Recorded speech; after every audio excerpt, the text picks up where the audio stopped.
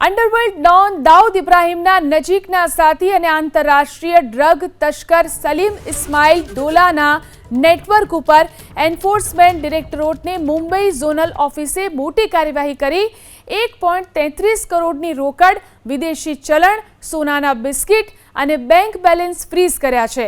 આ ઉપરાંત $2200 પણ મળી આવ્યા છે। તપાસ દરમિયાન ભારત અને દુબઈ ખાતે આવેલી કરોડો રૂપિયાની સ્થાવર મિલકતોના દસ્તાવેજો પણ મળી આવ્યા છે। આ મિલકતો ડ્રગ્સની હેરાફેરીમાંથી મેળવેલા કાળા નાણાંની મદદથી ખરીદવામાં આવી હોવાના ઈડીને પુરાવા હાથ લાગ્યા છે। ઈડીની ટીમે ગુજરાતમાં સુરત, અંકલેશ્વર અને રાજકોટ તેમજ મુંબઈ સહિત 21 સ્થળે સાગમટે દરોડા પાડી અને 2 દિવસ તપાસ કરી હતી।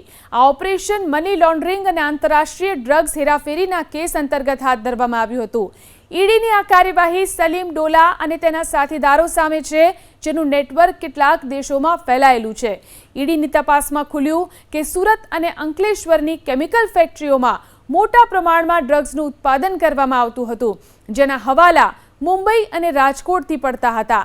આ હવાલા ઓપરેટરોની કડી પણ ઈડીને હાથ લાગી છે।